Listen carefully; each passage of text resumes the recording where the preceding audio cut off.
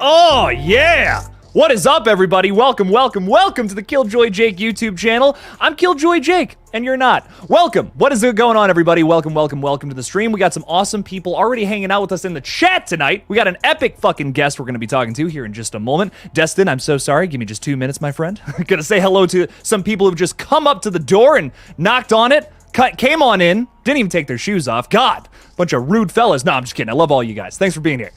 Wrestling God is saying, hey, Jake, I got a question. Should I put Jamie in the Ghostface Killer ranking as number 14?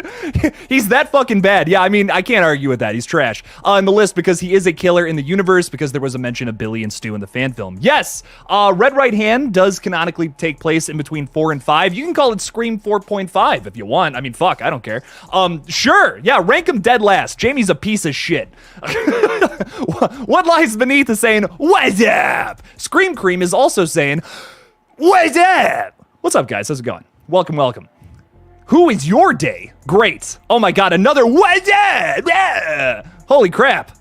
So much chilling and killing going on around here. What's up, guys? How's it going? Welcome. Chris is here, too, saying, just watched Get Out, Us, and Nope, the Jordan Peele trilogy. I dig it. Get Out is the best. I absolutely love it. Hard to argue with that, Chris. I love it, man. All great movies, though, nonetheless.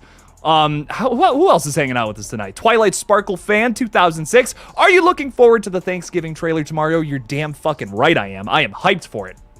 And do I think it'll be good? Yes, 100%. 100% yes, it's going to be great.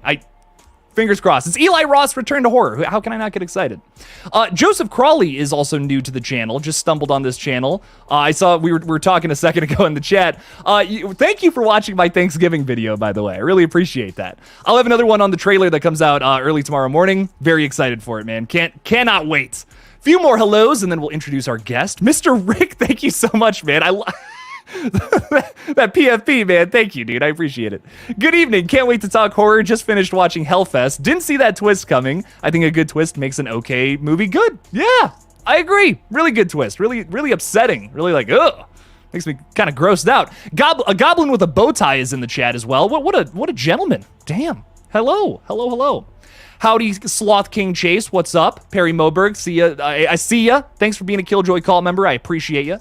Destination Station, which I can't even fucking say, is here with us tonight to talk a little horror, by the way. So let's just bring the bad boy on right now.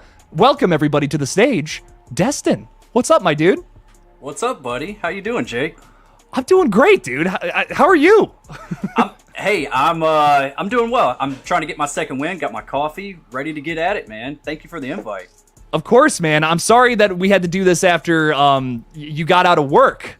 But but I'm glad you're here nonetheless. It's all good, man. If I'm not right here in front of this camera, I'm right there in front of those monitors. So I just swap over real easy. So nice, so, man. Yeah. How are you doing? I'm so good, dude. Things are great. Talking about horror, making horror movies. It's fun. It's a great time. Hell yeah, man. Hell yeah. So I didn't read the policy. Am I supposed to wear pants with this on this show? No. Okay. No, you gotta take them right off. Okay. Well, they're already there. Oh, good. Okay. They're not there. Good. Just making sure. Just making sure everything's in order here. I didn't get the handbook. Hey, that's all right, man. It's first timer. That's how I got fired from my last job. Oh, for taking the pants off, right? Yeah. Well, here you gotta take them off. So I mean, that makes it a little more fun, I think. It's a must. Gonna say hi to just a few more people, Destin, and then let's talk about some of our favorite horror movies we're super excited about coming up on the horizon here, because there's a bunch of them. Heck yes. Sarah Campbell is with us tonight as well. Hello. Welcome, friend. Appreciate ya. Got the poster over there. I couldn't fit it on the damn doors, so I put it on this wall over there. I promise it's there. At some point, maybe I'll take the camera and we'll walk over with it. That's What She Said is here. Love that name as always. Very good stuff. Welcome. Nice. Horror Den got round to the red door, and I'm a little disappointed, if I'm being honest. Destin, how'd you feel about the new Insidious movie, if you saw it? Oh man, I'm not the one to really like trash movies or anything, but I would have to say, even though that I did like it, there was some enjoyment in it. I was disappointed, somewhat, but not too much. It was a slow burn, but it wasn't the most exciting movie, and I felt a little unfulfilled. But that doesn't make it a bad movie, I want to give props to Patrick Wilson because it's his first directorial debut, so you got to show him some love. So yeah, it's kind of a mixed bag for me. But I don't think it's a bad movie. It's right in the middle. It's acceptable. Yeah. That's kind of what I gave it like a 5 out of 10. I'm like, it's not bad, but it has some shortcomings. But it's fun. Like, as a fan of the franchise, I was like, cool, okay, that was whatever. But I don't know. Am I going to buy that one immediately when it drops, like on Blu-ray, 4K, whatever? I don't know. But yeah. Maybe if they make another pack, maybe I'll get it then. But like, as far as like a standalone, it's like I'm in no rush to watch it again. Yeah, like a franchise box set or something. Sure, whatever. But yeah, no, I feel you there, dude. Slashing It with Matt is with us. What's up, Matt? How's it going? Welcome, dude. Thanks for being here. Trevon King is saying, do I enjoy the Harry Potter movies? And they have some horror elements in the movies. Destin, I'll throw that to you first. Are you a Harry Potter enjoyer? I am. I don't know shit about Harry Potter. Can I cuss on the show? Yeah, I don't give a fuck. Yeah. Okay. All right. Okay. Good. But yeah, I own. Talking about box sets, I bought like this steelbook. It was like a Best Buy exclusive steelbook, like box set of every one of them. Really nice. And I planned on watching all of them because my first entry was like, what was it, the Prince of Azkaban or something like that? Prisoner of, I think, is it Prisoner of Azkaban? Yeah. Okay. Yeah. See, I don't know. I know more about the Hogwarts game than I do about the movies. So. Oh shit. Okay. Yeah. I gotcha. But my son, he could school me on it. I just, for some reason, I just never got into Harry Potter for some reason. I'm fascinated. I'm intrigued by it. I would love to go back and watch them all. It's a lot of hours to dive deep into, and I haven't found the time to do it yet. It's so many movies too. Like sometimes you're just overwhelmed, Like that's why I haven't started like the Puppet Master franchise. There's like 40 of them. That's the problem with me when it comes to series. Like if there's like a really good series that I haven't seen, but there's like 5, 6, 7, 8, 10 seasons. I'm just like, I'm overwhelmed already. I don't know if I can invest that time. Yeah, no, I couldn't agree more. It's so insane because like you feel like I'm a completionist, like I have to watch all of them if I start it. So it's just gonna bug me till the end of time if I don't. Right. Gangster Bro is hanging out with us as well tonight, saying VHS 85 is hype. Looks like the most unique of the series. Destin, are you a VHS fan? I've only seen one of them. I always go back to which one was the segment of the girl in the hotel? That's the one I've seen over and over, and I probably can't.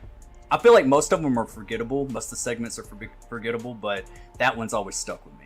And I have not seen maybe the last VHS, and I don't even think I've seen this trailer yet. So I need to check that out.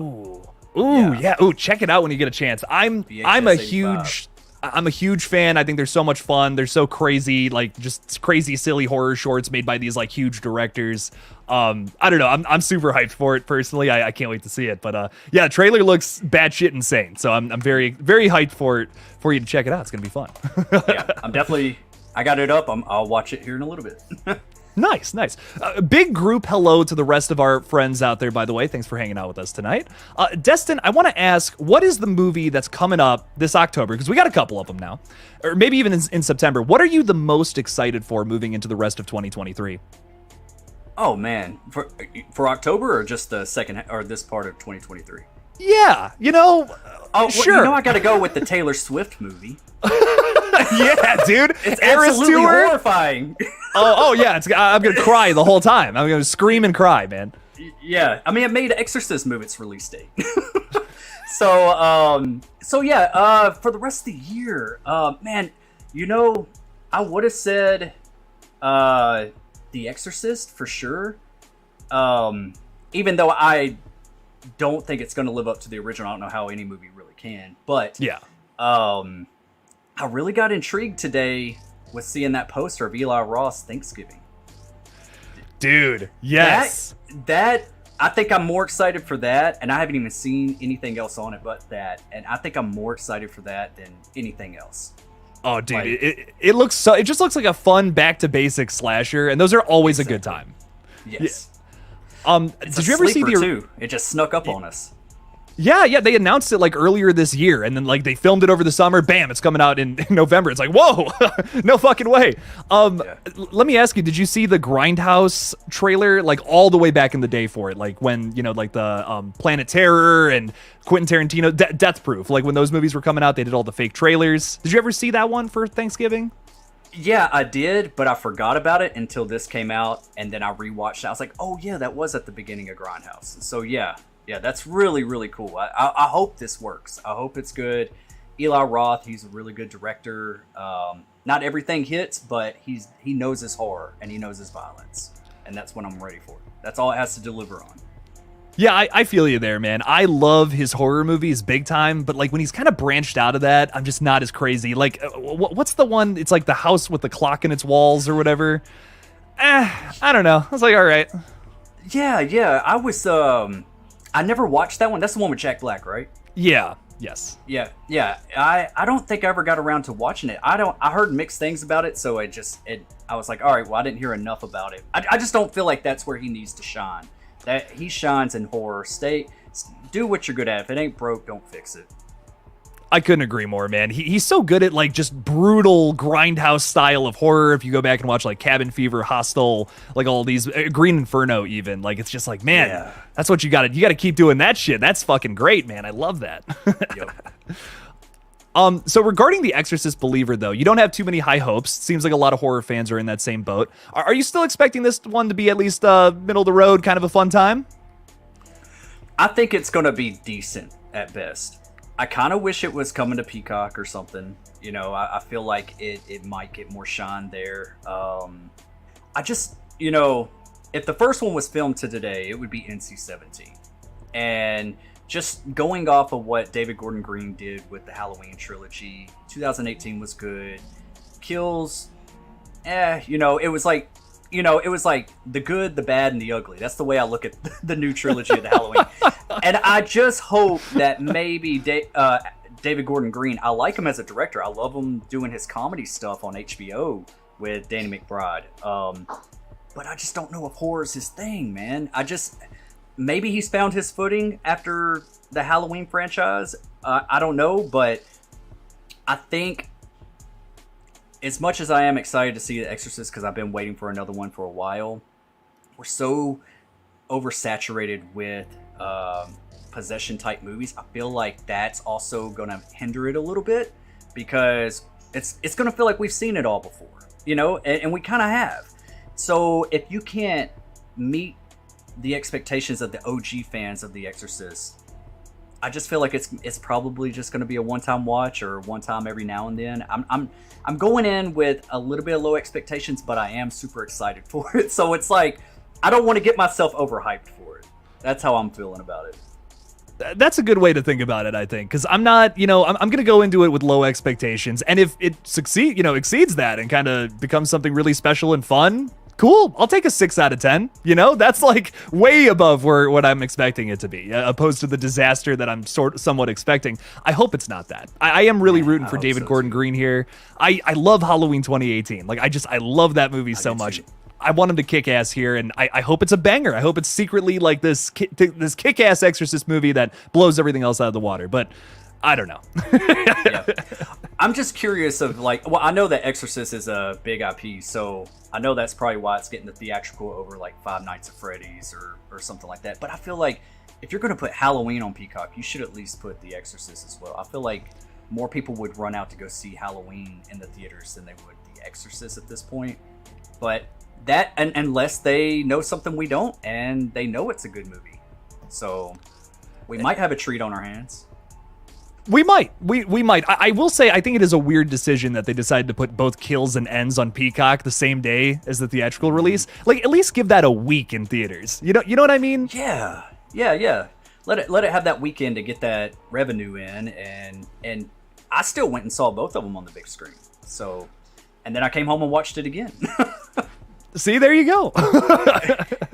I think we gotta see movies in theaters. Like, I get that not everybody can make it to the theater. I totally respect that. But like, movies will lose so much money if we decide to just throw everything on streaming.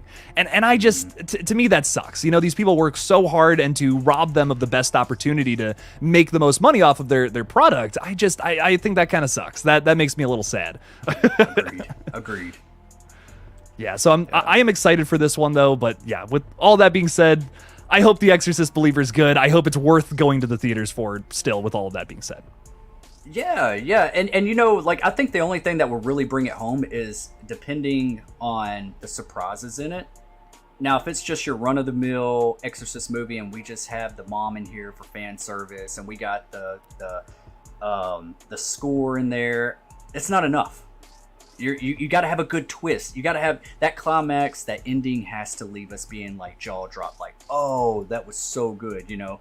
And if it fails on that, I always say a movie's only as good as its ending.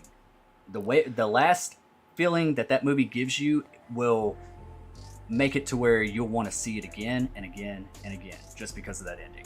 And I think The Exorcist is it's going to need that just landing for it to make a mark for any horror fan, because we're very desensitized when it comes to horror now, because we've had a little bit of everything, and we're basing this movie, we're going to be judging this movie off the original Exorcist.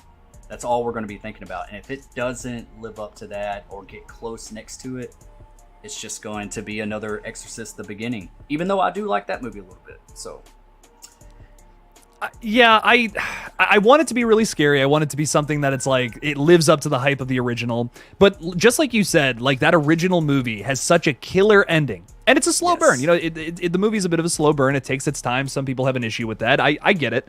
But it's so worth it because of the ending, because of that, like, just explosive, ridiculous ending. You're getting all these horrible things happening to this just super sweet little girl. It's so awful. Like, it's just so hard to watch, especially the back half of that one. And if they can recapture that here, which, not gonna lie, there are some moments in that trailer that really impressed me. I think that if the whole movie's like that, we can get something really special here. But it all matters. Execution is everything at the end of the day. That's what matters most. Yes. 100% agree. Oh, yeah. A few more people hanging out in the chat, by the way, I want to say hello to. Julie 2 Hig is saying hello. Hey, everyone from Ireland. Hello. Welcome. Ireland. Nice. Welcome. All the way out in Ireland. You're Irish? I think.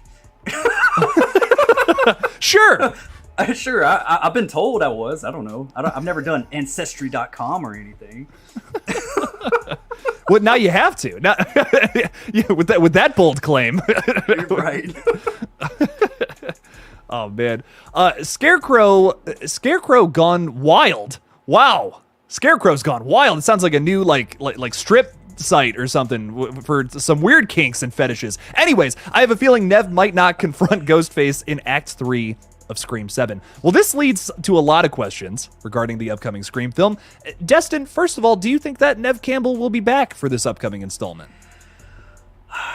You know, I think there's a place for her in the script, and they're hoping that she's going to come back, but it all depends on if she says yes, obviously. But I think that to play it safe, I think the writers are always going to write her apart, and they're going to have two different versions of that script, one with her, one without her, especially after what happened with 6. And depending on what Nev Campbell wants to do or takes the offer or not, they're going to go with the opposite. So I want to say yes, you know, just because of what we've heard, some of these rumors about people that have seen her at conventions, and she's saying, you know, we can't, she's not able to talk about that. Well, there's got to be something there's got to be something there on the table, because you can't not talk about something. Does that make sense? No, I totally agree. Yes. Yeah. So there's something to chew on there. So it's either her, she just hasn't made up her mind, or she already signed on and they just haven't confirmed it yet. So I don't know. I'll tell you one thing, that it'll sell tickets.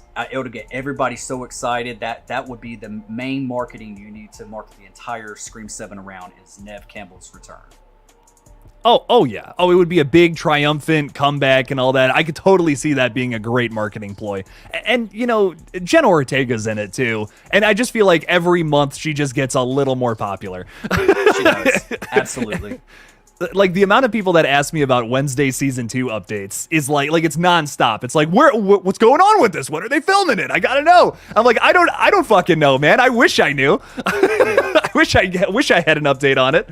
I'm excited for it too, man. I've heard rumors that Marvel and Disney has approached her too for some like X-Men role. Ooh. So I don't know. I don't know if that's true or not, but I've just seen that here and there. And if Disney tries to scoop her up, we all got to say bye-bye. You know, like she's gone. Yeah, that'll be sad. You know, I look at Jenna Ortega, Mia Goth, Samara Weaving, all these like big horror actresses, and I'm like, they're so good in horror, and I just know they're gonna get sucked up into the DCEU or Marvel or something someday, and it's gonna be sad. It's gonna be a sad day, but I'll also be very happy for them because they can pay for their healthcare now. Yeah. Yeah, so there's three that. Are great. Oh yeah, oh absolutely, man, for sure. But in terms of Nev coming back, I hope so too, man. Who doesn't want to see Sidney Prescott back? She's the main character, you know? Yeah, of course I want to see her back. Does she not confront Ghostface in Act 3 though? How do you see, like, this implies that Nev's the focus again though? Do you think they swap focus in this last movie, or do we still focus on the core 4 with this last film? I say we still. I'm not gonna say that I don't want it to focus on Sidney, because I do, but at this point in this new trilogy or whatever you want to call this one, I think we're going to be still focusing on the core 4. It's still going to be a Sam and Tara story with Nev as supporting, and same thing with Courtney Cox. I think she'll be supporting. Fingers crossed that she dies in this one. But, you know, I don't know. I just feel like she's overstayed her welcome. But anyways, yeah, Nev is as much screen time as you want to give her, like, because there's a lot of characters now in the Scream universe, okay? And you got with Gail, and now we got Kirby back, and if they're going to bring her back too, so you're going to have Nev next to Kirby. So is it going to be Nev and Kirby teaming up and Gale takes a back seat? I mean, you know, like you only have so much screen time, and you don't want to focus more on Nev or Kirby or Gale, because that's going to take away from what we've been building since Scream 5. Like, it's going to be like, what was the point, you know? So I want them to finish what they're doing with the Carpenter sister, still have them in the background, still have them as supporting, be there. They can be in the climax maybe, but unless if it's Stu Macher, if Stu Macher returns, then yeah, I want a Sidney and Stu showdown. But if Stu doesn't return, Sidney can take a back seat for the climax, in my opinion. You know, but I still want her present. As much as I'm against the Stu thing, if they do it, yeah, I want it to be Sidney fighting them. You know what I mean? Right. I want like 100 TVs falling on his fucking head. I can just see Sam and Sidney just stabbing like Stu back to back to back to back, you know, like in the front, in the back, like both of them got both sides, just stabbing him to death, and maybe beating his ass down with the phone. You hit me with the phone, dick! Just keep hitting him, you know, just, ugh. Yeah, just like busting them down, like you would pistol whip somebody. Thank God this old school phone was just lying around. Hell yeah, man. Oh my God. Sorry, I apologize for how eclectic this stream is, but I kind of just go all over the place with shit. Speaking of which, Joseph Crawley is talking about Talk to Me from earlier this year. Did you end up seeing that one, Destin? I did, and I absolutely loved it. I'm ready to watch it again. As soon as it's available to buy, I'm getting it. I can't talk enough about this movie. I want to see what they're going to do with the sequel, because I know that they already said they're going to be making a sequel, and they made a prequel already prior to this, but it's all from the perspectives of your phone. So are they going to release that, or is that going to be like a special feature, or how, you know, what's the length of that? Is it a full length feature? Like, you know, from all the perspectives of our phones? Like, I just want more of it. Have you seen it yet? Oh yeah. Oh dude. fucking loved it. Like, it's one of my favorites of the year, without a doubt. Yeah, but to talk about that prequel a little more, I have no fucking idea, because apparently it focuses a little more on the main characters from the beginning of the movie, like that. I won't say what happens to him. It's a newer movie. I don't want to just spoil the whole thing, but I'm hyped. Like, I'm actually kind of hyped to see that. Maybe it's a bonus feature thing. Maybe they release it as like a short or something. But we do know that Talk to Me, which is what it's called, which is fucking hilarious, is in the works as well. So I think that's a separate entity. Like, I think that's a whole new thing that they're going to write and direct with maybe new characters. So that's what has me kind of confused. I'm like, are we getting a prequel? Are we getting a sequel? Are we getting both? I don't fucking know. Right. That's the big question, because they could really go any which way they want with it. The ground that they've set here is so intriguing. Like, I love just the way it ends. They could even start it off with like all new characters. Like, you could like show even if the opening scene is the ending of this one, you know what I'm saying? I don't want to say too much, either, but and let that be the opening scene, kind of like how the beginning of this one was, and we get a prequel of that. I could see them like doing that and then jumping to new characters. I think that's something to play with. I just want to see how like they're gonna build that lore, and I don't know if you saw, but they already got like the prop hands coming out for like Spirit Halloween. I can't wait to put it back there, dude. Like, I don't know, man. Like, it's just, I don't even know how that thing balances either. Like, the way it sits, like, I'm like, how is that weighted? Is that gonna sit up right back there? It just keeps falling like this way every time you use it. It's like, oh, come on. Right. I just want to talk to demons, man. God. It'd be cool if it had like a little shock button on it or something, like when you touch it. like just like a little shock. Don't do that. You could prank people when they come over. Go ahead. Grab the hand. See what happens. Yep. You got a little buzzer over here. That would be fucking great. Now, see, you're thinking, Destin. I love that. I love that a lot, man. Smokey is also asking us about the Pet Sematary prequel, which we just got a poster for. Kind of cool. How are you? Because this is a prequel to the remake from like 2019 too. So that's a little. I don't know how I feel about that. What are your thoughts though? Yeah, it's kind of weird the direction or the way they're handling this. Because what was that film? I can't remember correctly. Was it financially successful? So like from what I remember about it is that yes, it made money, but it was reviewed poorly. Right. Yeah, and this is a great thing to talk about, because this is how I was so excited for Pet Sematary back then, and how it did not live up to the original. That's what I'm afraid that's going to happen with The Exorcist. So, but with the prequel, I am excited about it. I'm always going to be excited when Pet Sematary comes back. I mean, I grew up with Pet Sematary. It's one of my favorite horror films of all time. It's tragic, especially being a dad. It kind of hits you in the feels a little bit. But it's just a really, really good movie. And it's really dark. It's a really dark movie. And it's got one of the scariest characters on cinema of all time, Zelda. Zelda has freaked me out since as young as I can remember. And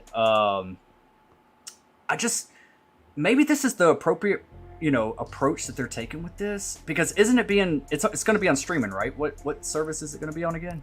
Paramount Plus, I believe. They're good. They put out some good quality stuff. So I got my fingers crossed. I got low expectations going in, but I'm excited for it. I don't know, man. It's like a mixed feeling. It's like just knowing that it's a prequel from the remake is what kind of hinders it for me. If it was just its own thing, not connected, I would be more excited for it. But maybe maybe they'll right their wrongs and they'll do something really special with it, Yeah, and with this being a prequel, somewhat original story, I'm like, okay, maybe they could do something that's like really cool. Yeah. And they even made some like bold choices in that remake that I appreciated. I just wasn't, how it all shaked out, I don't know if I was really crazy about it at the end of the day. They also spoiled every big surprise in the trailer. Like, it is one of the worst trailers I've ever seen for a movie in terms of spoiling things. So it was kind of one of those things where I just wasn't excited about it from the get-go, because I'm like, okay, you changed that, which is cool, but I know about it now. Like, it's directly in the trailer, the scene I'm talking about, and I think that's a shame. Speaking of that, I got a question. If you did not see that twist in the trailer, would you like the movie even more? Yeah. Yes. Like, do you think, would you say, oh, that was a really good movie, or would it just be acceptable? Because I struggle with that, because I'm like, man, would this have been a one-time watch for me, or would I have been really on board if I just saw that twist for the first time sitting in the theater? You know, like, I don't know. It's like it almost doesn't have that same magic or that same feeling for two reasons. It's not Gage. It's not a little boy, you know, that's real young, you know, I'm just saying a very young child, because that's what was tragic about it. And then the way they developed the Zelda character was not scary. To me, it wasn't. Yeah, I still like, I definitely, even if I hadn't seen that, I definitely would not have put it above the original. Like, the original one, I think is just so scary. It's so well done. It's maybe one of the best, like, Stephen King movies that might be a hot take, but I love it so much. The big thing that I just wasn't crazy about is some of the casting decisions. I can't even remember who it was. It's the guy that voices Farquaad. I can't think of his name off the top of my head. He's he's the Dead is Better guy, and he's just not as good as Fred Gwynn or whatever. What's his name? It's like John something, isn't it? John Lithgow. Yes. Lithgow. Yes. The dad from Harry and the Hendersons. Yes. Farquaad, Dad. Who doesn't I forgot he did Farquaad. I forgot he did that in Shrek. I don't know why that's my frame of reference for him, but unfortunately it is. It's a good one. But yeah, he, like in the trailer, the moment I knew I wasn't gonna like the film is when at the very end he's just like, "Listen, boy, sometimes dead is better," and I'm just like, "No, dead is not better. Dead is better." Yeah, exactly. I'm just like, oh, come on, that's so important. You got to get that right. Come on. I don't know. Yeah. He wasn't in character. He was just reading a script. He was just like, yeah, I'm supposed to say this. Have you ever seen the original, John? That's how a lot of that movie feels with his character too, and that bogs it down a little bit, because that's such a huge high point when he's talking about the cemetery and all that, and how it brought people back to life, but they just were different, or something. That's so scary. I love that hypes it up. It's almost like a Dr. Loomis to Michael Myers situation, where it's like you're hyping this thing up to be scarier than it really even is, just because you have this character who's so afraid of said thing. Like, that's such an important element sometimes to horror flicks, and that's one of those many cases, in my opinion. Yeah. Real quickly, I want to say thank you to Sarah Campbell for gifting a bunch of KillJoy memberships. Holy shit! Thank you so much, Sarah. I appreciate you. Austin Daniels, Wayne Turner, and Travis Dale are all now members. So welcome. You guys get to see a little badass new video coming next week talking about Afterlife. You guys have ever seen that movie? Doing a review of that one, requested by my pal Kyle. So I'm excited to talk about that movie. You ever see that, Afterlife? Christina Ricci? That's what I was about to say. Is that the one with Justin Long and Christina Ricci? I've always wanted to watch that. I've heard so many people tell me to watch it, and I just haven't. That's one that I got to catch up on, because did it go to theaters, or was it just like a straight to streaming? Or because I don't remember it being in theaters. I haven't done the research on it yet. But in a couple of days, I could tell you. It's got a good cast. I mean, Liam Neeson's in it. I mean, how can it go wrong? I've heard good things, so it's definitely on my list to watch. I recommend it. I honestly recommend it. I'm not like losing my mind over it, but I was like, okay, that was pretty good. That was really solid. The performances are great across the board, like without a doubt. Great performances. You won't be disappointed there for sure. Cool. And look, there we go. That sounded scary. Has been a member for 10 months. Thank you so much, my friend. I appreciate you. Saying, wow, Jake, 10 whole months. Am I annoying yet? Hell no. Thanks for being around, my friend. That's what I just appreciate the heck out of you. So thank you. Afterlife review incoming, my friend. Thanks for being here, dude. I appreciate you. You're not annoying at all. But getting us back on track, Destin. Let's bring it on back to one of our favorite franchises. Scream, because that's always a topic around these parts. Is there like I have my weird things about it. I got my weird stipulations. I'm like, I need to see this in Scream 7 or I might be disappointed. Do you have anything like that with this upcoming film? I know we haven't talked too much about it. Would love to hear your thoughts on it. What I need to see in Scream 7. I need the climax and the motive to hit. That's what I want more than anything. And I want it to match the tone of the rest of the movie. I don't want it to turn into a almost parody on the third act. I can't, you know, like the way Ghostface is portrayed throughout the entire movie of 5 and 6 is badass. Like, he's vicious, he's aggressive, he's killing, and he's got some of the best kills of the franchise, I feel like, you know.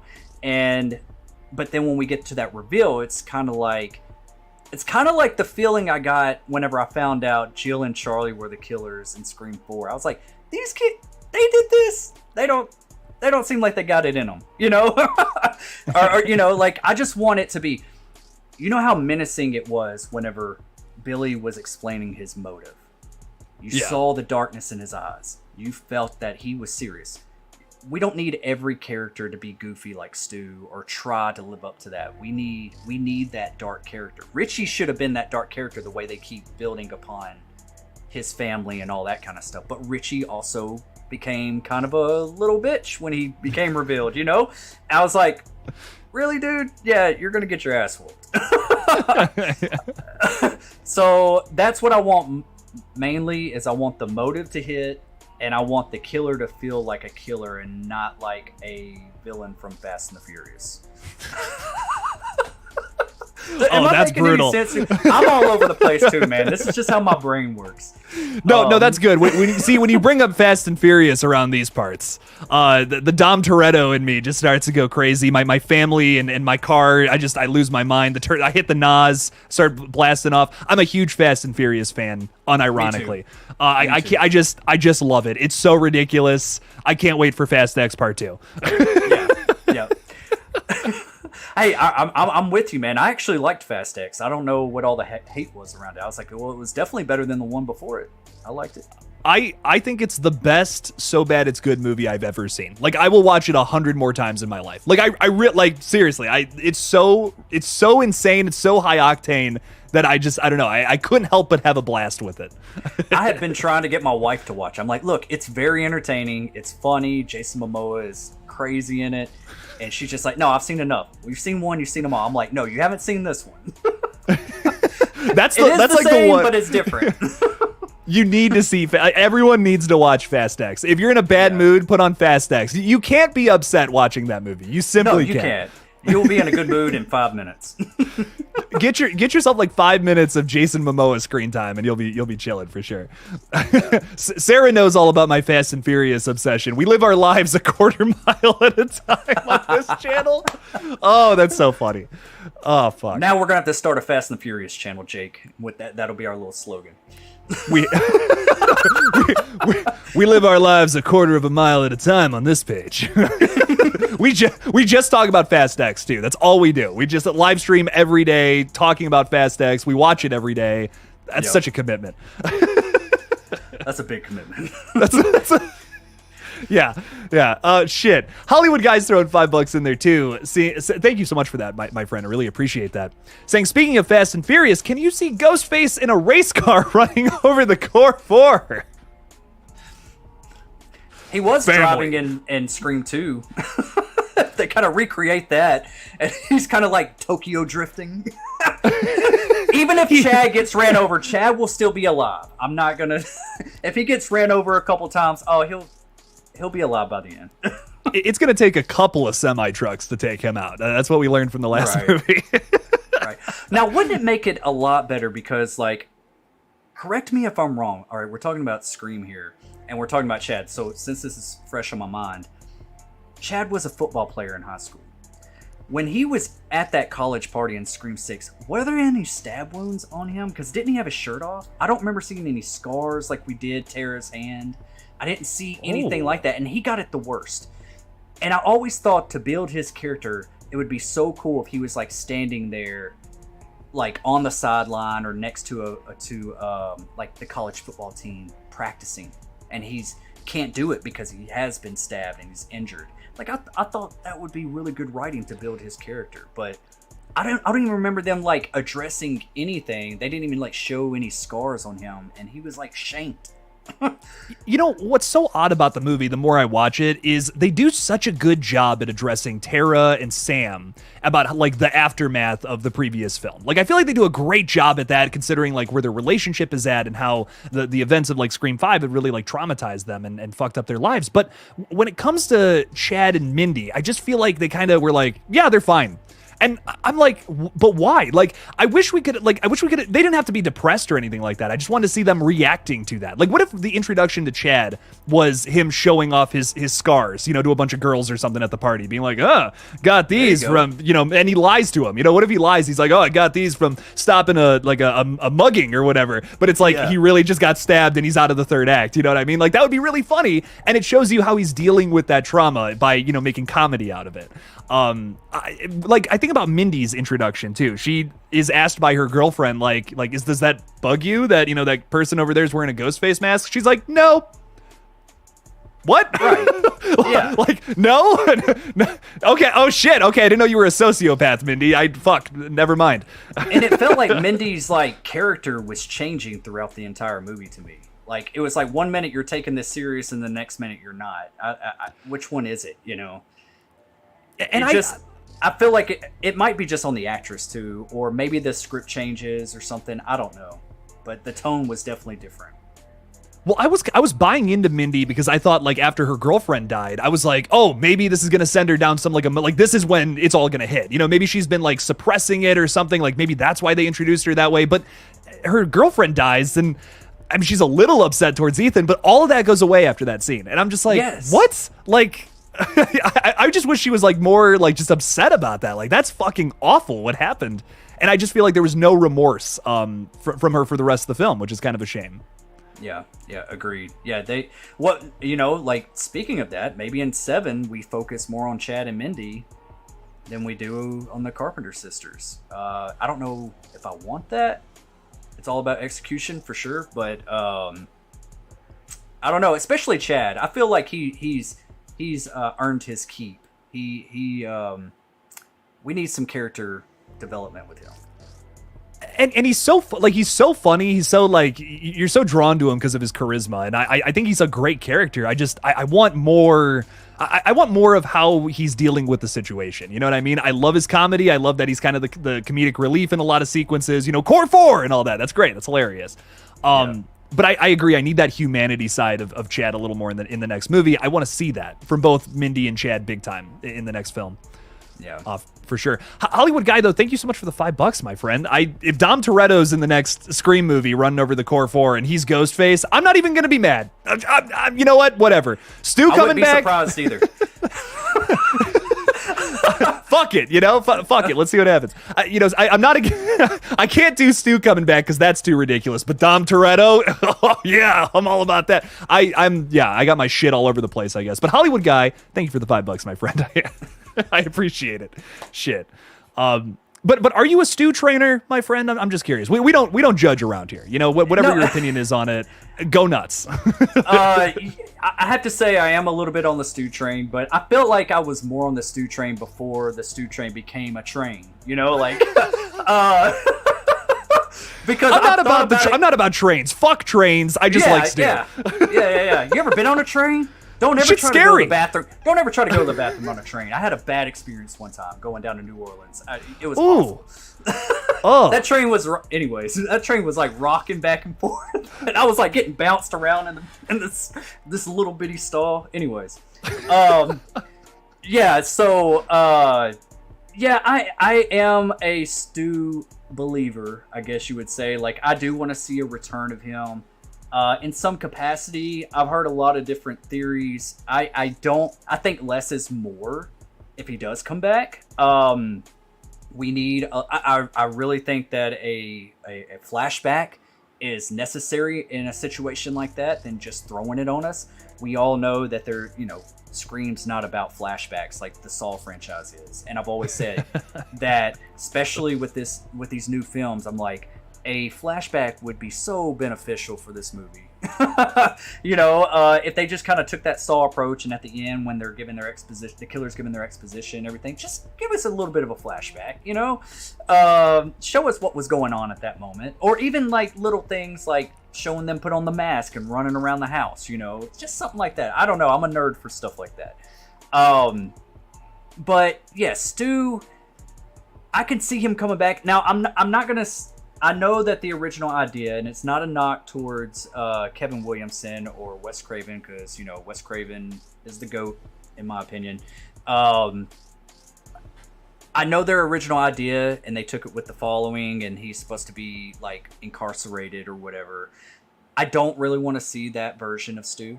I don't want to see that version of it. I want it to be handled a little bit differently. I always thought it would have been kind of cool to say that like Amber was somewhat like related to Stu and the family or something, like the house stayed in the family, and maybe he changed his name. Maybe he was still in that house the entire time. Maybe he's in the attic like Billy from Black Christmas.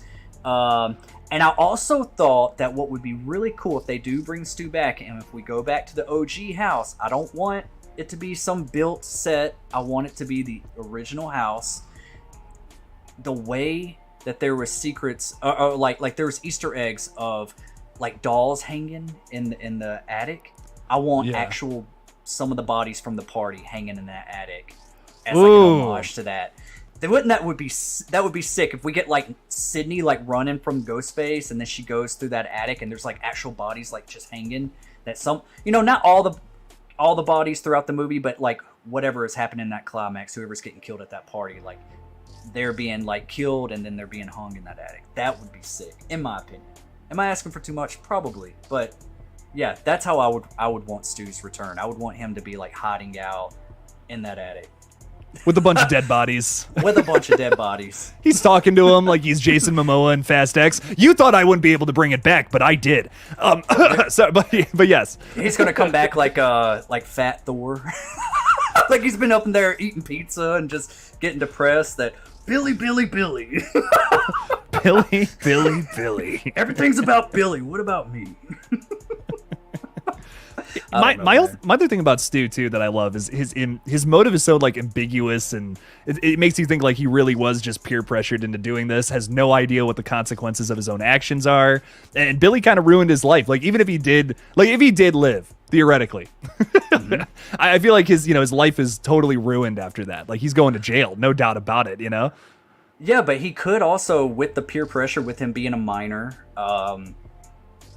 and letting Billy actually take the fall for it, and maybe that could also play into the story. That's why Billy got all the shine, is maybe that's the direction they went into, is letting Billy take the fall. Like he was like, I was peer pressured, yeah, I was an accomplice, but I didn't really do anything, you know.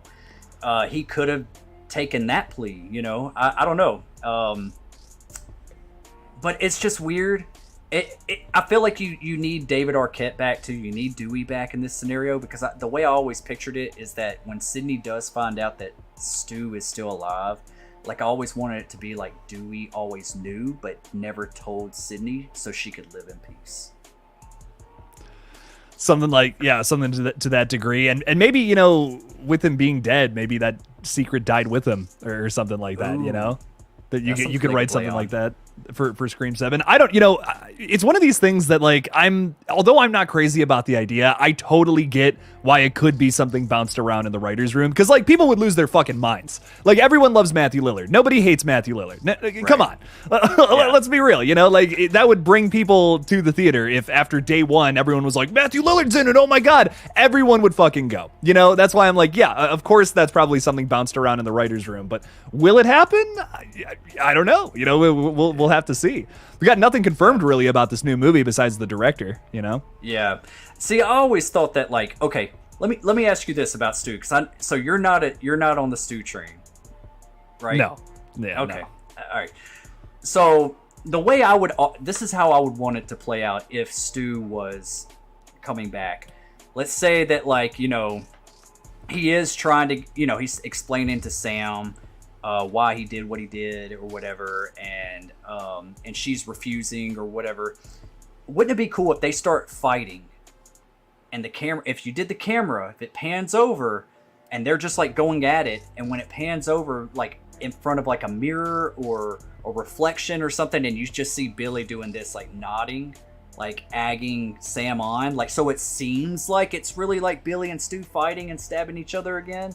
I think that would be really sick. And then like the way I would end this movie is the similar approach that they were considering taking with Scream 4 with Jill, is like maybe Sam or Sydney's laying on the ground, and then like Stu standing there with the knife over them, and all the police lights come on, and they're all pulling up in the front, and they're like, it's over, give it up, you lost. And he's like, no, it just begun. And he opens up the front door, and all the cops got their guns drawn, and they're like, put it down. He throws down the knife, and he gets down on his knees, and then all the media's coming out too, and it's just like, Stu Macher, the real, still alive, blah blah blah, and then like that's it. It just cuts away. That's the end of the movie. Is he wanted to get caught. So now it's leading into the next film of him actually getting the publicity he always wanted, because the Woodsboro murders were never about him. It was always Billy. Billy always got the shine. So he wants to do something even more fucked up and take the credit for it. Oh, right. That's kind of right. That's messed up, man. I mean, it's fucked up. Don't get me wrong. Yeah.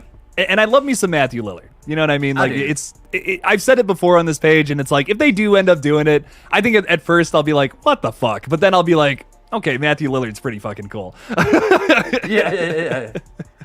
Hollywood Guy's also throwing another $10 in there, keeping the conversation about Stu alive going. If Stu is alive, wouldn't Kirby know about it since she has connections? Personally, I don't want to see him back. I like new and fresh Scream, not a fandom movie.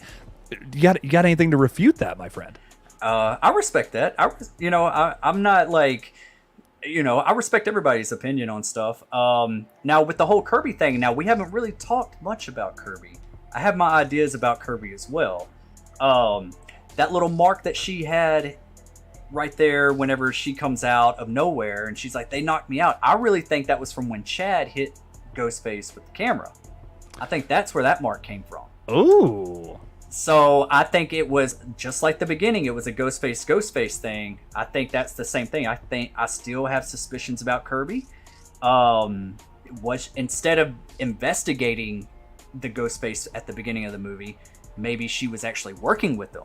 And that's why she came into town, was because they got killed, and she's trying to figure out who killed her partner or partners.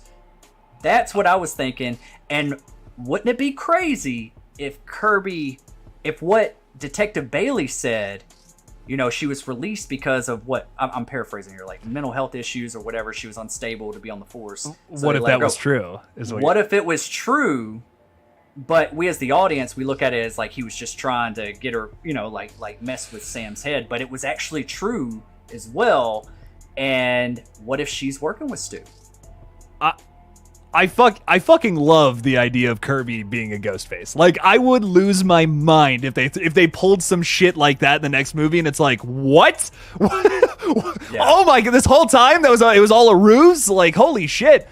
If they did something like that, I would have to, like, it would be something where I immediately go back and watch, like, all of the movies. Like, I would watch 4, 6, and then 7 again and be like, does this work? Like, is this so crazy that it actually works? Holy fuck, that's awesome. I'd lose my mind over that. I'm gonna be real. If they find a way to make one of our surviving characters the killer in the next movie, and it's written well, I'll fucking take it, man. Because, like, my big issue with Scream 7 is, like, I'm so worried that they're not going to kill off any more characters, and we're going to have, like, this just love fest of a slasher movie, which I just can't see that working, especially for a murder mystery like Scream, So if they do make one of these returning characters the killer somehow in some way, I'm not saying it's impossible, it's just going to be a difficult thing to write. Fuck, man. That shit would blow me away. I'd be like, no fucking way. Kirby? Yeah. Oh, damn. Brutal. Yeah. And they've been setting that up since 5 too. Like, think about that. That would be so upsetting. Such a dark character arc for her. Yeah, it would be. I mean, and she still has that goofiness to her. She still has that lovable character Kirbiness, kind of like Stu. She kind of has that lovable character about her. Like, you don't want to hate her. So she could be revealed as the killer, and you're just still like, I still love this girl. She's just awesome. So yeah, I mean, it has to hit. That's one thing that this needs is that ending to hit, the reveal to hit, and for it to make sense. Let the motive, don't let it be another, repeat of something from the past. Let's do something different. We can only do the same motive over and over. so many times. I'm done with the motives. Right, and I've heard so many people pitch motive ideas that are like, this is great. Like, this is phenomenal. Yes, do this. This is something we haven't seen yet. Let's explore that. And I appreciate Scream 6 for trying out, like, 3 killers, you know, a reveal in the opening. We got some big surprises throughout the film, which was fun. But I just feel like they blew it with the motive. Like, it was like, everything else I feel like was, like, in place besides, like, a few plot holes here and there, whatever. But I'm just like, man, the motive is just, it's just Mrs. Loomis. But, yeah.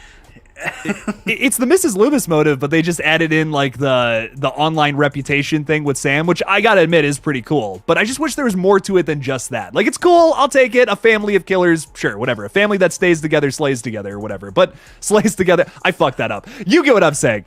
I know cool. What you're saying. I see the impetus here, but I needed something that's just wildly different from anything else. I was expecting Richie's father, and they gave me Richie's father. Right.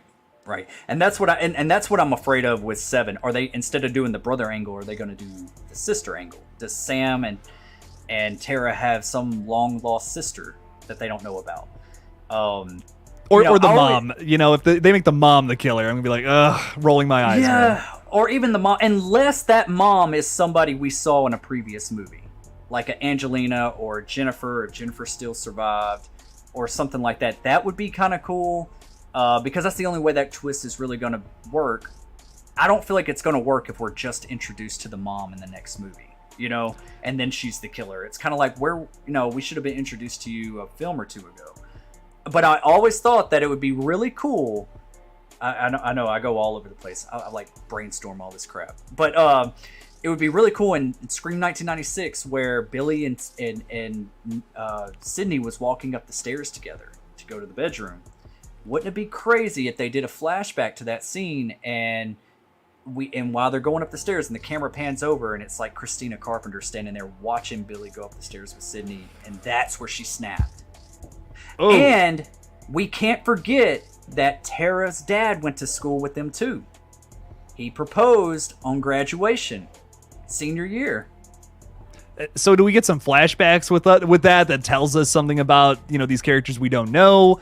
I mean, I'm into that. Just don't make the mom the killer. Don't make the mom or the dad the killer. I don't want that either. But I'd be down for like a setup for like a new killer who was also involved with this scenario that we're just learning about. You know what I mean? I could get into that. That would be cool. It's like, if you want to keep the past thing alive, okay, but you know, just don't make it something where it's like, okay, it's a family character again. No, have it be someone like maybe another person out there who was just in love with Christina Carpenter, but Billy, you know, was with her, and then, you know, Tara's dad, all these other people were, you know, it's like, give me, who else is out there? You know, is there another person that we can write in and then really give a big shock, or no? You know, what's the deal there?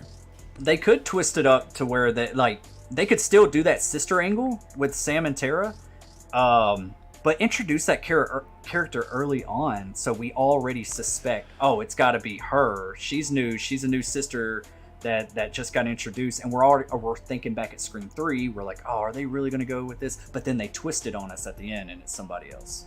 That could work. I think if they do the mastermind thing too, like if they go that angle, it would have to be someone who's been there kind of the whole time. So like, I'm going back to this Kirby thing. I'm like, man, I've been so against Kirby as a killer until you said that. I was like, that's actually a pretty fucking cool idea, man. Shit. I could get into that. I could see something like that working. The sister thing, that's gonna be tough. I gotta see it. I gotta see it to believe it. You know, some things I've been totally like, wow, okay, I saw that. It fucking worked. That was fun. I was saying before Scream 6 came out, if it's fucking Richie's dad, my head's gonna explode. And honestly, my head didn't explode. I was like, okay, it's all right. Not bad. Yeah. Whatever. Not the best reveal in the franchise. I kind of spotted it from a mile away, but it's okay. It's all right. Whatever. But I sound like Charlie Day over here. Hollywood guy, thank you for the $10, my friend. I appreciate you. Thank you. But yeah. Sorry, man. No, you go ahead. Sorry. I had to say one more thing about the whole thing, and I'll shut up. But that's kind of what let me down when it became the mastermind for Scream 3, was when you get that picture of Maureen and you turn it on the back and it says, I killed her. My mind immediately went back to Scream 1996. Like, who was there? Who is the killer for this? Like, so when we did get revealed Roman, I was like, kind of I'm underwhelmed. It's not that big of a shock. In fact, when I first saw the movie, I was like, who's this guy again? Oh yeah, he doesn't have his glasses on. I don't recall him. So, but it would also make sense if they did bring back the Jennifer character, because supposedly she confirmed that he was dead and she was hiding down there next to his body when Gail was there. It could have been like Jennifer and Roman working together at that time, you know?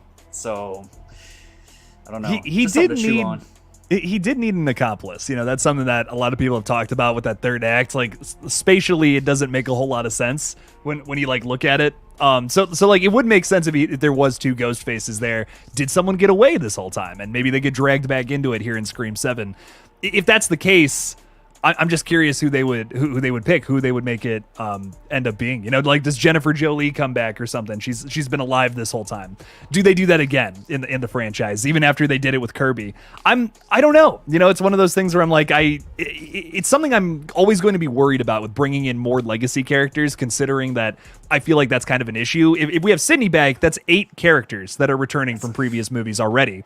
So even tagging on another one like that, I'm just like, I don't know about that. You know, I'm getting worried if the mystery's not going to work. But if they end up making one of those 8 characters our killer somehow, some way, I could get into it. I could get into more legacy characters if that's where the ending takes us. But it's going to be hard to judge Scream 7 until I see the full thing. You know what I mean? I'm going to stay open-minded until the fucking credits roll. Yeah. I agree. I of course we're going to be excited for it. I mean, this is what we do here on YouTube. But and I owe it to Scream. It's built my channel to where it is now. But they just have to land with this one. If they're doing the mastermind in this one, now if they're not doing the mastermind in 7, and this is just another middle movie, and they're gonna expand further than this, okay, it could really, in my opinion, it could be anybody, just as long as it's a good reveal and a good, decent motive. But if they're doing a mastermind, it's got to land. It's got to land better than it did in Scream 3. It's got to land better than the TV series, which, you know, I actually kind of like. So I just, they can't, I don't know, like, you know, like Guy has went on record and said, you know, it's so hard to write a whodunit. And yeah, I'm sure it is. But, man, I don't know. I think everyone's going to be expecting, like, more than one killer in this one. So, if you do a mastermind, do you go back to just one killer, or do you have multiple? It can be done. The one killer thing can be done, and it's like with Scream, you're kind of expecting 2 people almost always. You know, it is kind of a shock in 3 that it's only one person, but that's where it's kind of where the shock ends. You know what I mean? It's like Roman's pretty easy to pick out, unless you're watching the assembly cut, which is frustrating how much better they set up Angelina as a red herring. It's like, it's so well done. Like, there's so many things they cut out from that movie where I'm like, why would you cut this out? It's so important. Oh, did you ever see that? No. I was gonna say, you need to send that to me, because I would love to watch that. They, like, in my opinion, with the way they set up the opening scene and then some of the other things that happen down the line, they set up the voice changer way better, and they set up Angelina as a red herring way better. Like, if that was the Scream 3 I had seen, it would have fooled me. I would have been like, no, Angelina's the fucking killer. It's not Roman. They're making it way too obvious. And it's like, what? She dies? I was trying to watch it, like, you know, pretending I didn't know shit about it. That's kind of how I went into that assembly cut. And I'm like, oh my God, wow, this is fucking sick. The opening scene's completely different. Like, it's a completely different thing. You know, it's still, Cotton's still the death, but it's set up entirely different, which I just think is way better. Is it the alternate opening to where he tries to climb out the roof or the window or am I wrong about that? The big difference with it is that it just follows him, like, solely. It never cuts to Christina in the shower and all that. You still get the Creed song. Don't worry, you know, the Creed song's still in there. But it's just placed in a different spot. What if? What? I don't know the lyrics. But nobody knows the lyrics. It gets the people going. Are there even lyrics? I don't fucking. Who cares? I don't know. But it's good, man. Yeah, it's good stuff. I did a whole video kind of talking about the differences and stuff, and it was great. It was just so much fun to go through that and be like, oh my God, I see what they were trying to do with a lot of this stuff that I just feel like is underdeveloped. in some other need to aspects of check like it the out. actual movie. Yeah. Yeah. Oh yeah. Is it on YouTube or is it? I What's the don't. best way to watch it? I don't know. I had a third party source like send me the link or Oh. whatever. So that's like, Gotcha. yeah. I don't know. I don't know where to find it. Oh, okay. I'm so sorry. Hey, if I can help Google. you, show me the Scream 3 assembly cut. Yeah. Hey Siri. No, I'm just kidding. Oh yeah. I would love But, to see it though. Yeah. Oh yeah. Oh shit. Oh, you heard that? Shut up, Siri. All right. Siri's getting in on the conversation. I dig it. Yeah. So, other movies coming out this October, September, whatever. We got Saw X in just a couple of weeks. What are your thoughts on this one? You know, I am super excited for Saw.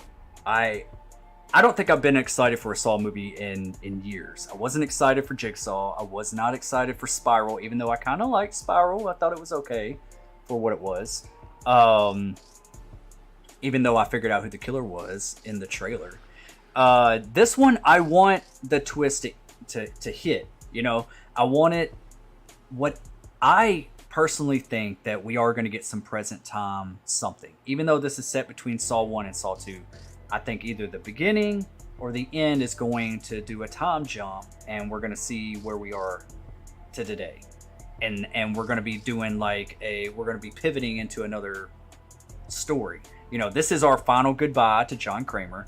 I think it's going to be touching because we're actually going to sympathize with him. I think he's going to be the main focus, and that's the point of this movie. It's like this is a final goodbye to John Kramer's character. And we're actually, instead of looking at him as, yeah, he is technically he's not a killer, but we're going to be looking at him as like, yeah, he is this vicious person that puts people in traps and all that kind of stuff, but we're going to feel for him. It's going to be a different type of tone, I think, that they're going to present for this entire movie. I just want that. I don't want it to end here. I want it to leave off with something. Leave off with a good twist.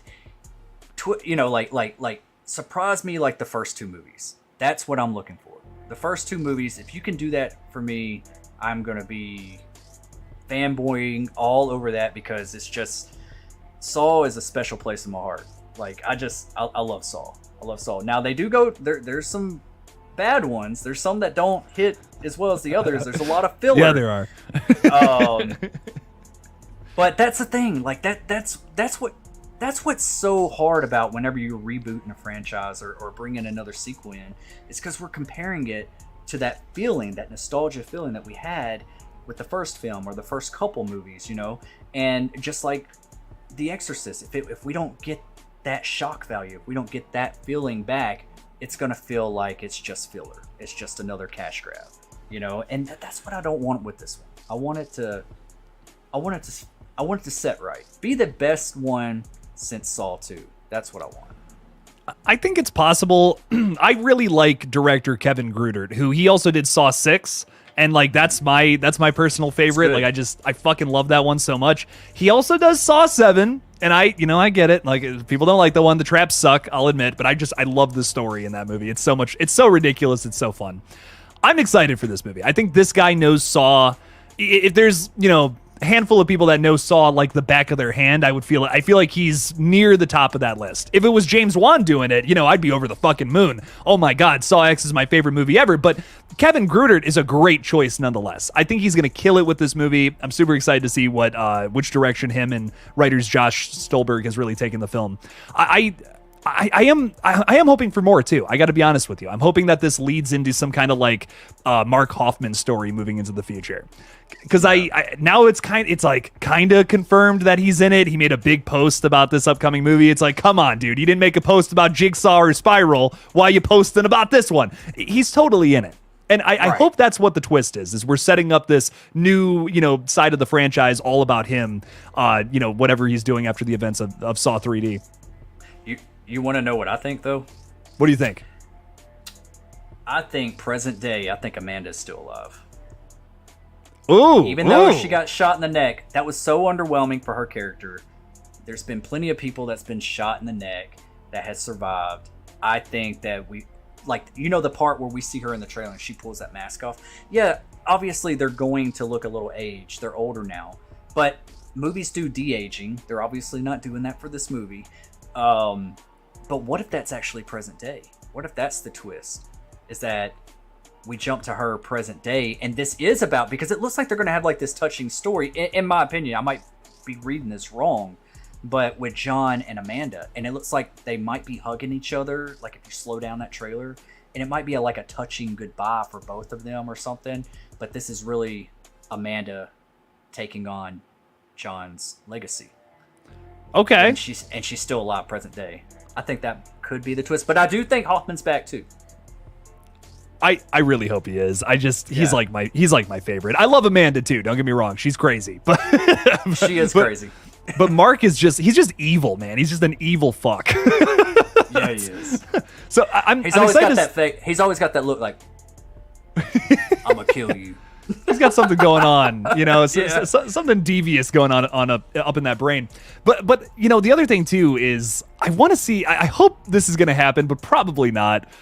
Carrie Elwes back as Dr. Gordon. It's not going to happen. It's probably not, but maybe. Fingers crossed. You know, I don't know. Probably not. I feel like they've already blew their load with that. You know, I feel like. If we didn't get that in the past films, I feel like that would be great to bring him back now. If he does come back, I could see him getting killed, like being put in a trap. That's what it would have to be, because like, man, I guess he was very really not into the idea of coming back for Saw 7 or whatever. So if he does come back, yeah, he probably gets into a trap and then finally, you know, just bites it. And then we focus on Mark Hoffman moving forward. But I'm just down for more Saw, man. You know, like I really, even, you know, I totally agree with what you said about Spiral earlier, about like the killer's too obvious. There's some things about the movie that it simply just had shortcomings. But I still enjoyed it. I still love it. You know, even like one of the weaker Saw movies, I'm still having a fun time with this. The traps are still fucking cool. Jigsaw is the only one that I'm just not crazy about. Like, I think that's the only one that's probably a skip for me. Yeah. And you know what? You know, we owe a lot as horror fans. We need to respect this franchise, because especially us slasher fans, even though it's not technically a person with a knife or an axe like slashing people, I still consider it like a slasher a little bit. People are getting cut up. Even though it's just traps. Whenever these movies were coming out and they were marketed around October, Halloween, all that stuff, what movies were coming out around that time that were slasher? None. It was all everything was supernatural, was Paranormal Activities and Exorcism of Emily Rose, and that's all we were getting. We were just getting the horror subgenre was just, that's all it was just like demonic exorcism movies.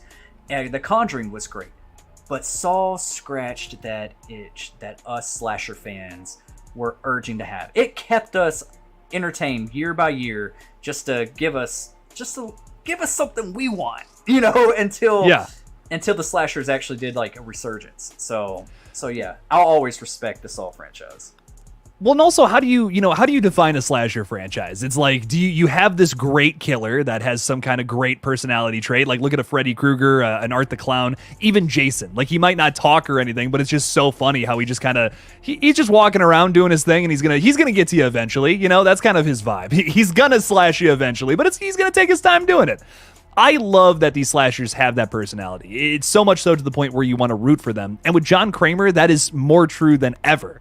And I feel like, although, yes, it's not technically a slasher, I couldn't agree more that it does fall into that same category of style, of tone, of fun, because it's like, I'm kind of rooting for this guy in a lot of ways. These people did really nasty things to him in a lot of these movies. Sometimes they don't deserve it, sometimes they do, and to be the judge of that on an outside perspective, I think is a lot of fun with a lot of these movies. Seeing him slowly turn from like guy who's trying to get revenge to God complex is a fucking crazy arc. Mm-hmm. Yeah, absolutely. And I always remember from Saw 1. Now, before they took it on, who John Kramer was and where they went with his character and the story of Saw throughout the entire franchise, the first film, if you remember correctly, he had that blade that came out of his sleeve. almost like Assassin's Creed style. Yeah. And he cut he cut Danny Glover's throat. You can't say he didn't try to kill him. He tried to slash him up. He just didn't succeed. So I wonder if like James Wan, Lee Winnell, like the original ideas was like maybe they were gonna go in that direction. They just changed it with Saw 2 and stayed the formula, you know.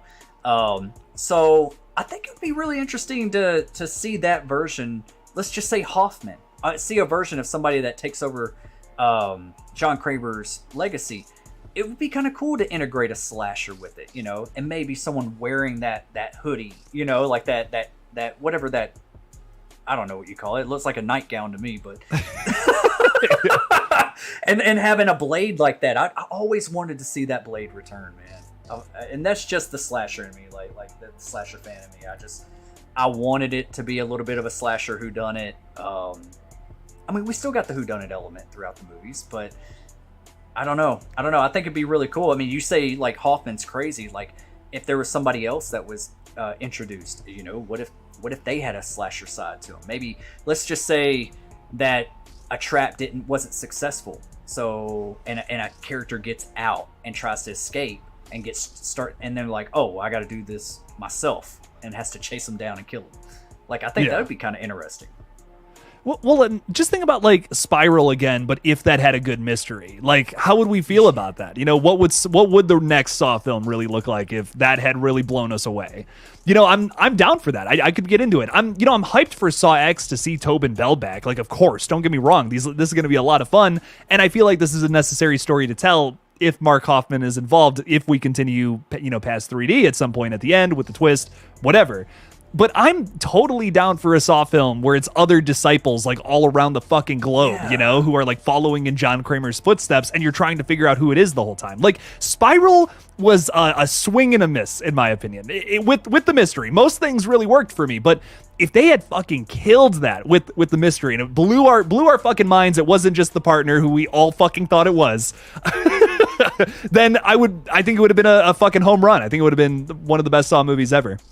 Yeah, I don't know what it was about that trailer, but I guess I've just watched a few movies, took a few notes. But I could just tell who the killer was. I was like, nope, this dude's the killer, and sure enough, it was. You ever seen the movie Horns? Yeah, yes. And he's in it? Oh, he's it. I know Daniel Radcliffe's in it. Is that Daniel Radcliffe, right? Yeah, in Horns. He's the main dude? Yeah, but the twist of the movie of who is the killer in that movie is the same. Oh, I haven't seen it in a while. Yeah.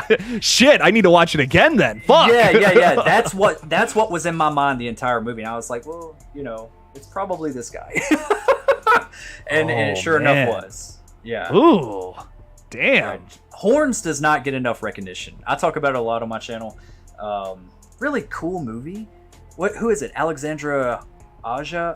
How do you pronounce? Yeah. The person who did Piranha. Yeah. And the remake of Hills Have Eyes. Yeah, I think it's Aja, but I've heard it Aya before too. I really don't fucking know, man. Yeah, I don't either. Great director though, nonetheless. Yeah, great director. That movie does not get enough recognition. Very wild, might not be for everybody, but it is a whodunit, and it's just a really cool movie in my opinion. It's based off of a Joe Hill story too, which is really cool. That's Stephen King's son. Yeah. Man. Yeah, man. Saw is going to... I hope... And you know, here's another thing. It's like with Saw X marks the spot. I hope there's something with that. You know, like there's... You know, like in the first movie, like they had the X on the wall and there was like something behind it, you know, when they turned off the lights. I hope they do something with the X. Like there's more meaning behind it. And I know I might be asking too much. I don't know. It's just the writer in me because I write a lot. I write scripts and stories all the time, and that's just how I'm thinking about. I'm just like, maybe I'm just looking at it from like a point like, oh, this is how I would take it, you know. So well, and you don't want like same old, you know, you don't want same old. You want them to do something creative. You want them to do something where it's like, whoa, that was like just a little thing and they made it something way bigger later on. You know, that's really fun to explore aspects of that in writing, and it's always great in movies. Like it's something that just never gets tired. Right, exactly. I love shit like that. Yeah. Oh yeah. One more thing 2. We got Five Nights at Freddy's coming out and The Nun II in like a couple of days. Is that tomorrow? That's literally tomorrow the Nun II comes tomorrow. out. Holy shit. I'm going to see it. I already got my ticket. Nice, man. Do you have any hype for this movie? Trust me, I get it if you don't. You know what? I know that the first Nun movie gets shitted on a lot. And no, it's not the best. I'm kind of excited for the Nun 2. I don't know why. I just kind of like what I've seen in the trailers. I'm kind of happy to see this character return. I'm also hearing there's an after credit scene that leads to a new Conjuring movie. Don't really know what that is, but I'm waiting to see tomorrow night. I will have a right out of the theater reaction because I like just what's her name who plays the nun? Bonnie Aarons. Bonnie Aarons. Yeah. I just hung out with her at Texas Frightmare. Oh, nice. Yeah, and like, dude, I'm. This is how, this is how stupid I am. All right, so I see her. We're at the hotel bar, and you know she's loud. She's so cool, man. She's loud. She likes to throw back drinks. She'll hang out with you like you're a buddy, and so I knew that they were making a Nun 2, but I didn't know it was that far into production. Like, I wasn't keeping up with the Nun. I was just like, oh yeah, one day it'll get made, but I didn't know how far they were. I didn't know they were already done with the damn movie. So I go up to her at the bar, and I'm like, hey, you gonna be in the Nun 2? I already had a few drinks in me, and she's just like, who the hell else is gonna be the nun? Blah, blah, blah, blah. She's giving me shit about it like all night. It was so funny, man. She made a thing about it. But yeah. So yeah, you know, out of respect for her, I think she comes to work and she does fantastic. I think the nun is one of the scariest characters in horror cinema. It's just, this is a very exact example of what we're talking about when it comes to execution. Yeah. Because the way she was created for The Conjuring 2, and then we see her in The Nun. Two totally different. You just didn't get the same feel. And that's what I want. I want The Nun 2 to hit, you know. Honestly, I think it's going to be better than the first one. I think so too, man. I mean, in my opinion, it comes from a writer who I have a lot more faith in. It's a Kelly Cooper, who she wrote like Megan from earlier this year, Malignant from 2 years ago, which was so good, Hellfest from 2018, which I also fucking love. It's a kind of a hidden gem in my opinion. I think at least this one's going to be better than Nun 2018. Is it going to be the best Conjuring movie? I'm not expecting that, but I think it'll be an improvement, and that's really all you can ask for with a sequel. If it's better than the original, that's a fucking success in my book. That's a big success. Even though how bad the Nun 1 was, I mean, now don't judge me, but I don't remember it being as bad as everybody was saying it was when it first. But I've only seen it once, and I watched it with my daughter that really liked it, so I could have been feeding off of her enjoyment out of it, you know. So I need to rewatch it to really give you my honest opinion about it. But nonetheless, I think that they are going to right some of their wrongs, and they're going to take more care with this film going forward, like with the nun's character. Nonetheless, I see what you did there, Destin. I like that. Yeah. No, but you know, honestly, I have my criticisms of the movie, but it's not boring. And like, the worst thing a movie can be is boring, in my opinion. As long as it's not boring, I'm having a good time. And I was genuinely entertained the whole time. I just, you know, there's some story beats and stuff where I'm like, there's some jump scares that don't land, whatever. But it's not the worst Conjuring movie, you know. Fucking Conjuring 3 exists. Annabelle Comes Home exists. You know, it's not. I don't know if it's worse than those two, but I enjoy. It's whatever. It's grown on me a lot. I think the first time I watched it, I wasn't crazy about it. Second time around, though, I'm like, okay, this back half is actually pretty good, pretty solid. I'm gonna watch it again tonight. Fuck it. You know what? I think I am too, because it just snuck up on me. You just reminded me I do have tickets for that movie tomorrow night, and yeah, if I'm going to rewatch it, I need to do it tonight. Hell yeah, man. Yeah, so I've only seen it once, and that was in theaters, and then I bought it when it came out, but I just never watched it again. But yeah, now's the time. Now's the time. Yeah, right. Better time than no better time than now, as they say. But Destin, before we sign off here, tell me a little bit about the YouTube channel, man. How's it fucking going over at Destination Station? Can I pull the train up there sometime? Yeah. I know you don't like trains, but if that's all right. Stu's on it, you can. Okay. Well, okay, cool, gotcha. No. It's going good, man. I'm creeping up to 3,000 subs. Nice. It's going pretty good, man. I had a little bit of a miss earlier this year. I got demonetized and was going through some uphill battles, but I got all that situated. But yeah, man, it's going good. The Saw fans come out, man. Like they are. It seems like the Scream stuff's kind of slowing down, and everybody's coming out to play with Saw. And it's like whoa, like I forgot how big this fan, like how big the community was here. But yeah, there's a lot of and you think about it, you're doing theories or anything like that. Saw. There's so many different avenues you could go with the characters or theories. Like it's just fun to play with. And so yeah, that's what I've been focusing mainly on. Nice, man. No, very good stuff. I'm so excited for Saw. Sorry, it's just like, oh god, it's so exciting. But everybody, make sure to subscribe to Destination Station. Get the man to 3,000 subscribers and check out his fucking Saw videos, man. Yeah, and also I just started last week. I actually got my wife and my sister-in-law involved. So we started this new series called Film Roast, where we watch B horror movies. Last week was Return of the Living Dead. This week is Leprechaun in the Hood and Back to the Hood. So enjoy. So yeah, and so like my wife and my sister-in-law like they roast movies. I'm like, I have to put y'all on camera. Y'all are so entertaining. So yeah, come out, have some fun with us every Friday night, 10 p.m. Central. Nice, man. Very good stuff. Hell yeah. So check them out. Destination Station. Look it up. Got a cool little profile picture. I dig it. So good stuff. You too. Yeah. Thank you. I appreciate that. Good stuff. Anything else you want to throw out there before we kind of just peace out? I just realized we still got 3 minutes, so I'm like, yeah. Let's see. I am currently writing. Well, I just finished one script. It's called Shots. I'm trying to get that made. I'm trying to find. Nice. Anybody in the Dallas area that can help out with that project. It's just a small whodunit. I'm trying to see what I can do with just like one location. I'll give you like the synopsis real quick of what I'm trying to put together here. It's called Shots. It's about 6 friends. There's a revolver. There's 6 rounds. One person is dead after taking shots. That you pass out. You wake up. One person has his brains blown out, and you don't know which friend did it. Ooh. That's all I'm gonna give you. So I've been working with like how to write a whodunit. So yeah, like that's my bread and butter, man. I love writing mystery thrillers. Hell yeah, dude. Very nice. Oh, that sounds fucking sick. Well, get that made, man. Make your movies. It's tough. It's like an arduous process, but fucking you just got to make it happen. Shit. Yeah.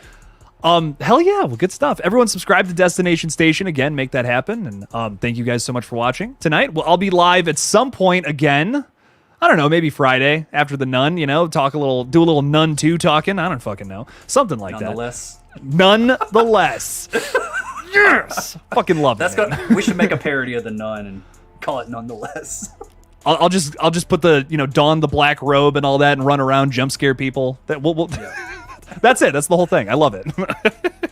Good stuff. Thank you all for joining us tonight. Really appreciate you all for coming out. Thank you to Hollywood Guy and Sarah and all you guys for the support too. Y'all are the fucking best. And like I said, live on Friday again, so come join the stream. Thanks for hanging out with us again tonight. And as always, don't forget to kill it out there, y'all. Peace out.